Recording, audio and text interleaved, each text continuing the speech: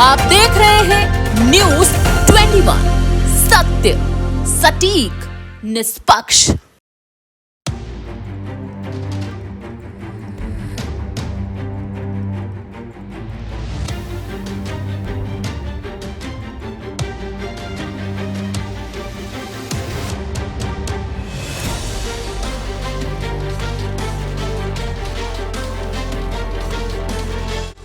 अड़सठवीं karate प्रतियोगिता में बड़ी धांधली, सेटिंगबाजी से खिलाड़ियों का चयन, अवैध राशि वसूल कर नियम को दिखाया ठेंगा, काबिल खिलाड़ियों के भविष्य के साथ खिलवाड़, खेल माफियाओं की एंट्री।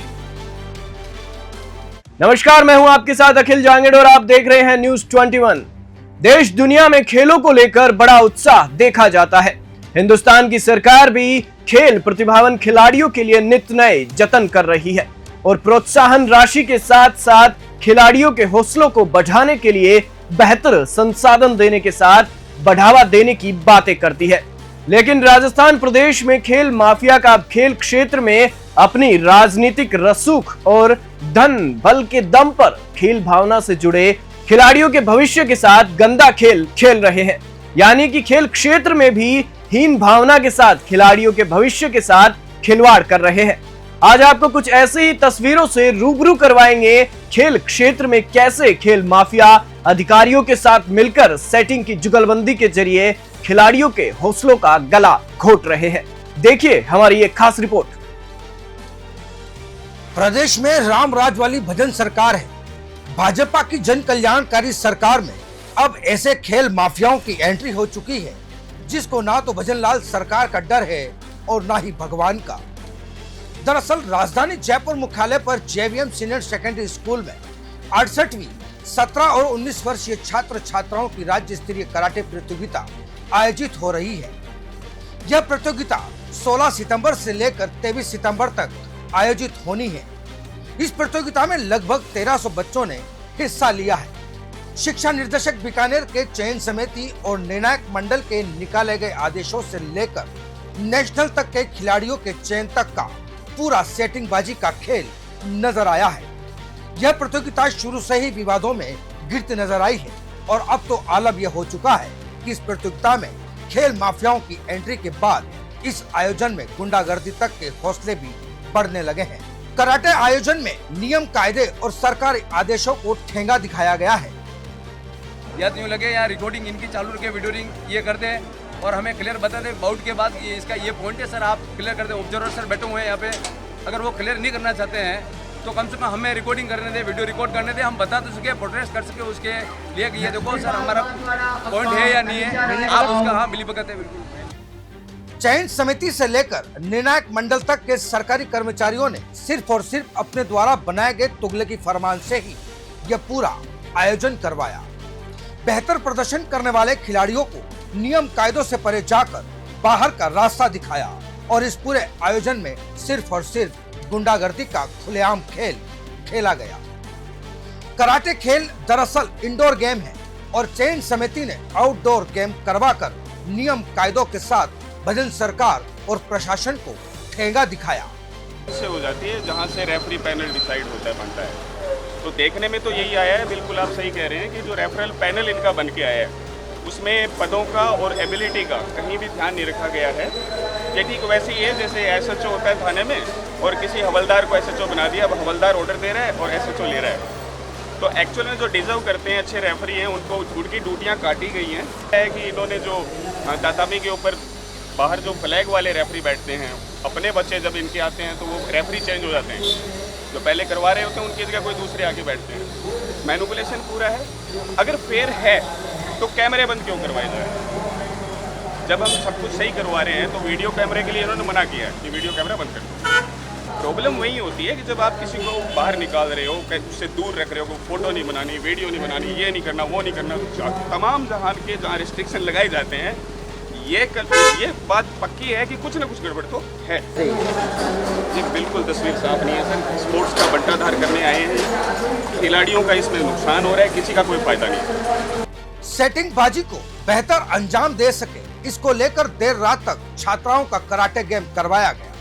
यहाँ तक कि जिन जिन टीमों के प्रभारियों ने इस पूरे आयोजन में चल रही गड़बड़ियों को लेकर आवाज उठाई तो गुंडागर्दी के दम पर टीम और अभिभावकों को धमकियां तक दी गई। पूरी प्रतियोगिता में किसी भी खिलाड़ी को कराटे गेम का वीडियो तक नहीं बनाने दिया गया। इन तमाम तस्वीरों के बाद प्रोटेक्ट मनी के नियम के अनुरूप राशि 250 रुपए है, जबकि गुंडागर्दी के दम पर 1000 रुपए तक की राशि भी वसूली गई। मैं बीकानेर टीम से हूँ और क्या नाम है? मेरा नाम कृष्ण स्वरूप मिश्रा है। अभी मेरी फाइट थी चित्तौड़गढ़ के एक लड़के के साथ। मेरे साथ पूरा गलत किया गया कि एंड के 10 सेकंड थे, उसमें उसका 1 पॉइंट था, मेरे 0 थे। मैंने इपॉन मारे 3 पॉइंट के लिए और वो मुझे इपॉन नहीं दिया गया है। एक रेफरी ने दिया था, बाकियों ने नहीं दिया गया है और हमसे एप्लीकेशन ली गई और उसके लिए 1000 रुपये दिए गए हैं और आगे बाउट स्टार्ट करा दिया गया है। बाउट स्टार्ट मतलब कोई प्रोटेस्ट नहीं किया उन्होंने हमारे लिए। उसमें हमारे टीम के बच्चे भाग लिया और वहाँ गलत डिसीजनों से बच्चों को हराया जिताया जा रहा था। हमने 52 किलो -52 किलो वर्ग में अर्णिमा खंडेलवाल का प्रोटेस्ट किया था, लिखित में दिया और 1000 रुपये भी दिया। उसका हमारे पास ना तो कोई जवाब आया, ना इसका कोई सलूशन किया गया है। मेरा नाम आर्यन है और कल मैंने प्रोटेस्ट के लिए वहाँ पे एप्लीकेशन दी तो उन्होंने पहले तो मेरी एप्लीकेशन देने के लिए थोड़ी नाकाकानी करी। उसके बाद जब मेरी पीटीआई ने उन पे थोड़ा दबाव डाला तो उन्होंने बोला कि हमारी 1000 रुपये फीस है।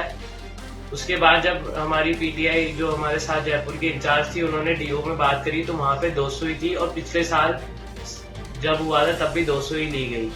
तो उसके बाद जब उन्होंने संयोजक राजेश मीणा से बात करी तो उन्होंने बोला कि आप 200 ही दीजिए और लेकिन बाकी सभी से उन्होंने 1000 लिए और हमें कोई रसीद भी नहीं दी। गहराते विवाद को देखते हुए शिक्षा निर्देशक बीकानेर आशीष मोदी ने 5 सदस्यीय जांच दल का गठन किया, लेकिन जांच दल भी चयन समिति और निर्णायक मंडल के आगे बेबस और लाचार नजर आया और कार्रवाई करने से पहले ही अपने घुटने टेक दिए। निर्णायक मंडल की गठित टीम में ऐसे कई सरकारी पीटीआई थे जिन्हें कराटे खेल के नियम कायदे तक के पता नहीं थे और उन्हें मैच का रेफरी तक बना दिया गया। हमारी राजस्थान की नहीं, हमारी इंडिया की दुर्भाग्य है कि भ्रष्टाचार के कारण आज तक कराटे ओलंपिक में, स्पोर्ट्स काउंसिल में, यूनिवर्सिटी में, साथ के साथ राजस्थान में हजारों खिलाड़ियों के साथ खिलवाड़ हो रहा है। सर गलत है और ये जो भी लोग करवा रहा है वो सब लोग गलत है। कहूँ जो खेल के साथ शोषण कर रहा है, देश के साथ शोषण कर रहा है, स्टेट के साथ शोषण कर रहा है, पद पे रहते हुए भी। सर मैं एक कोच हूँ, मेरे साथ भी यहाँ खूब अत्याचार हो रहा है। जब मैंने विरोध की तो मेरे पीछे कई तरह के लोग लगा दिया गया है, मुझे डिस्क्वालीफाइड का वार्निंग दे दिया गया है। ठीक है भाई, मुझे डिस्क्वालीफाइड कर दो, मुझे इस गेम से बाहर भी निकाल दो, मुझे इस चीज़ें परवाह नहीं, लेकिन मैं पूरी राजस्थान के जनता से ये पूछना चाहता हूँ, अत्याचार आप लोग कब तक। वहीं इन तस्वीरों को देखने के बाद सूरज को दिया दिखाने वाली कहावत यहाँ पर चरितार्थ हो रही है। वहीं इस प्रतियोगिता में खिलाड़ियों को मानसिक प्रताड़ना देने के भी कई आरोप लगे हैं। इस पूरी प्रतियोगिता को चाणक्य की नीति के तहत पूरी सेटिंगबाजी और अपने चाहतों को लाभ पहुंचाने के लिए पहले से ही रूपरेखा तैयार की गई थी। हालांकि चयन समिति और निर्णायक मंडल के जारी आदेश भी विवादों के घेरे में हैं। बच्चे यहाँ पे क्लियर पॉइंट निकाल रहे तो भी उनको पॉइंट नहीं दे रहे हैं, प्रूफ दे रहे हैं तो ये कह रहे रिसिप्ट कटाओ, 1000 रुपये दो, ये दो, वो करो। ना तो इन लोगों को कुछ करना आता, ना ये रेफरी ढंग के, ऐसे ही पीटीआई बिठा दिया, कुछ आता जाता है नहीं, कराटे का क्या तक नहीं आता इनको। ऐसे ऐसे टीचर मैंने पूछा है इनसे कि उनको कराटे कभी जीवन में नहीं खेला उन्होंने और उनको रेफरी बना के बिठाए हुए, क्या कर लेंगे यहाँ पे। इस प्रतियोगिता में शिक्षा विभाग के जिम्मेदार अधिकारियों के साथ साथ शिक्षा संभाग आयुक्त, जिला कलेक्टर और खेल उप निर्देशक तक को पूरा मामला संज्ञान में लाने के बाद भी जिम्मेदार अधिकारियों के कानों पर जू तक नहीं रेंगी। हालांकि चयन समिति के राजेश मीणा पर पूर्व में ही महिला कार्मिक ने अभद्रता का आरोप लगाया था।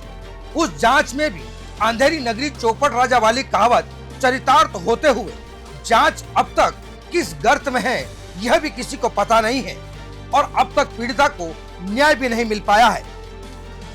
अभद्रता के आरोप लगने के बाद आरोपी कार्मिक राजेश मीणा को 68वीं राज्य स्तरीय प्रतियोगिता करवाने की जिम्मेदारी दे दी गई।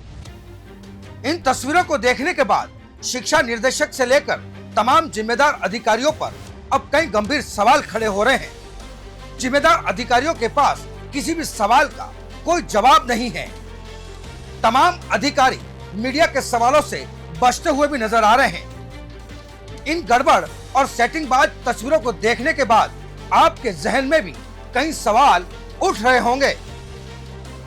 बहुत ज़्यादा चीटिंग हो रही है यहाँ पे। जो अच्छा खिलाड़ी है उसको पीछे रखा जा रहा है, जिसे खेलना नहीं आता उसे आगे कर रहे हैं नेशनल में। मेरे फर्स्ट बाउट की जो थी फाइनल जो मैच खेल रही थी उस समय मेरे को पॉइंट नहीं दिए जा रहे थे। मेरे सामने वाली प्लेयर को पॉइंट दिए जा रहे थे और जो रेफरी बैठे उनमें से 2 रेफरी को तो कुछ पता ही नहीं है इस पॉइंट्स के बारे में। एक रेफरी दूसरे रेफरी को देख के पॉइंट दिया जा रहा है। लगता है ये बहुत ज़्यादा चीटिंग हो रही है यहाँ पे। बच्चों के साथ नाइंसाफ़ी हो रही है। जो बच्चे खेल सकते हैं उनके साथ डीमोटिवेट किया जा रहा है यहाँ पर। तमाम तस्वीरों को देखने के बाद कार्यवाही नहीं होने के चलते सेटिंगबाज कार्मिक बेखौफ है। क्या खिलाड़ियों के भविष्य को गर्त में पहुंचाने वाले और उनके भविष्य के साथ खिलवाड़ करने वाले कार्मिकों पर कब और कितने दिनों में कानून का डंडा चलेगा, ये सवाल भी सबसे बड़ा है। एक तरफ भजन सरकार पेपर लीक माफियाओं पर ताबड़तोड़ कार्रवाई कर रही है, तो वहीं दूसरी तरफ खेल माफिया भी इन दिनों प्रदेश में बेखौफ होकर सरकार प्रशासन को ठेंगा दिखा रहे हैं। क्या अब पेपर आउट करने वाले माफियाओं के साथ साथ क्या भजन सरकार खेल माफियाओं पर भी ताबड़तोड़ कार्रवाई करेगी? इन तस्वीरों को देखना भी दिलचस्प होगा। Bureau report, news 21 Jaipur. अब खबरें देखना हुआ और आसान, बस करना है एक छोटा सा काम। सब्सक्राइब करें न्यूज़ 21 चैनल और बेल आइकन दबाएं।